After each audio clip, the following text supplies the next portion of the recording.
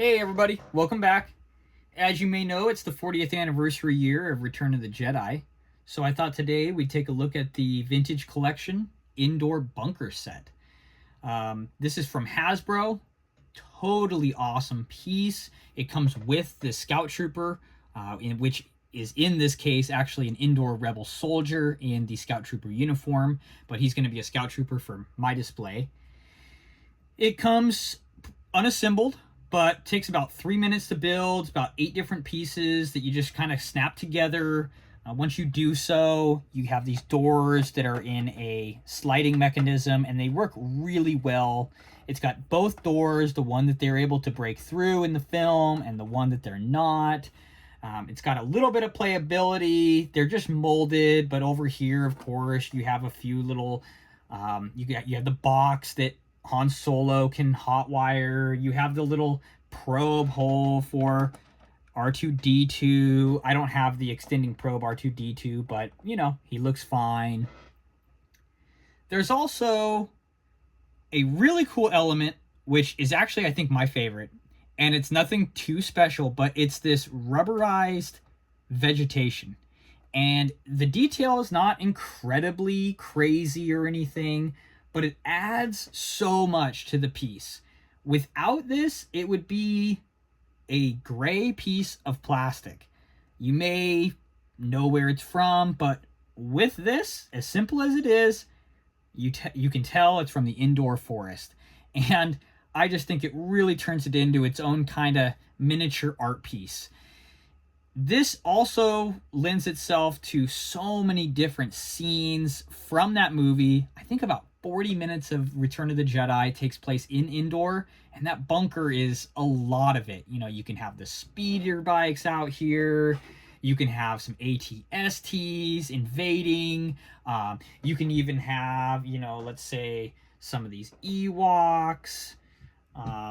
We can pretend this is the moment where they're successful in taking over the bunker. Yeah, it's a really cool piece. Everything can stand really sturdy on it. It really kind of looks good with everything as well. Maybe it's just that color scheme. Maybe it's the simplicity. I mean, again, there's no crazy painting or anything molded that's like insane.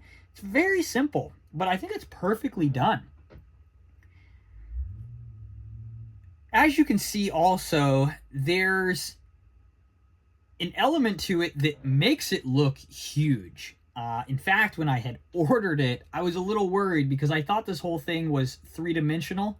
Thankfully, it was not. It's actually flat right here, parallel with these doors. So it only comes out about 5 inches, which lends itself to a lot of different shelving options and display options. You can only have you can have like a 5-inch shelf.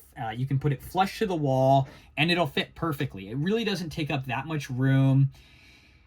And again, it just allows for so many different scenes and characters. And I thought, you know, in honor of the 40th anniversary, it's a must. It's a must. I mean, what's funny is the 40th anniversary vintage collection toys that are coming out are honestly some of the best. I think they're actually going over that nostalgic factor too with the boxes.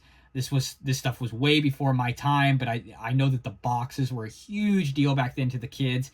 And I gotta say, it was hard to get rid of the box for this. I just don't have room. But the artwork on those Star Wars boxes is just unparalleled. They're so good.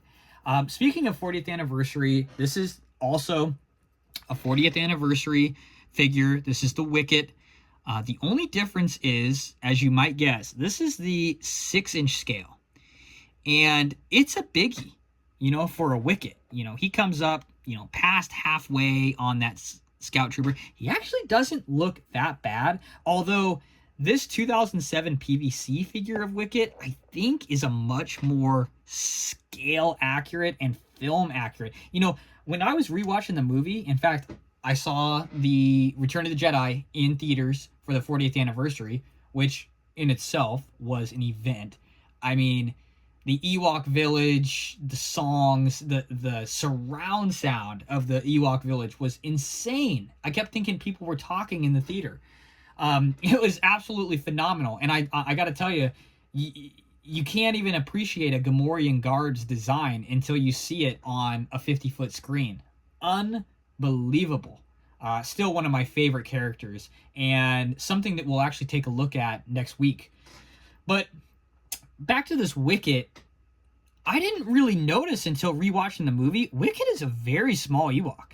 He really is. So having this 6-inch scale Ewok, Wicket, which, you know, look at the posability. He's got articulation in almost every single joint you could think of. This face sculpt is absolutely impeccable. These black plastic eyes are just bare, but make it look like he's got pupils and that his eyes turn.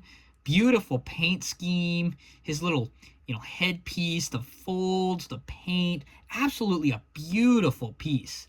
I really actually kind of bought it, not only because of the anniversary, but to go with the bunker. He's a little out of scale, unfortunately. I think this guy is much more in scale. Again, Wicket is a very small Ewok, but a totally awesome piece and part of the celebration of the anniversary. So, as I said, this is a great set. I highly recommend. I think these are going for about $60. Again, you get not only the bunker, but you also get the Scout Trooper. And the Scout Trooper is really done. I don't think you can really beat this. I mean, I highly recommend it. I think everyone should get one for their Star Wars collection. If you can only get one thing to kind of summarize Return of the Jedi, well, of course, there's Jabba, which is a whole nother deal. We'll take a look at my Jabba collection maybe later this week. But I think for a smaller piece, if you don't have a ton of room and you want to have something that really is sentimental for Return of the Jedi, get this bunker. And maybe, you know, some Ewoks, maybe a couple other figures, some Scout Troopers, maybe a speeder bike. If you want to go crazy, again, you can do the ATST and really have the full scene. But this bunker alone is going to really lend itself to multiple scenes. And, you know, when people see it in the room, they'll know exactly what it is. And it has that nostalgic factor. It's a really beautiful piece. And I think everyone should have one in their Star Wars collection. So, as I said, we'll look at something along with the Gamorrean Guard from the 40th anniversary, but maybe some of my Jabba stuff. But there's so much going on right now with Return of the Jedi coming out with the anniversary. I mean, some of these figures and some of these sets they're just impeccable. I can't get enough of them. Of course, I can because I don't have a ton of room for them. And, you know, although this isn't too deep, I think it's about 13 or 14 inches wide. So, you know, these things take up space. They add up, but I think this is essential. I think this is definitely an essential piece. So we'll take a look at some of the other 40th anniversary stuff later this week. But for now, I hope you enjoyed the Battle of Endor Bunker set. And I can't thank you enough for stopping by the channel. Thank you so much.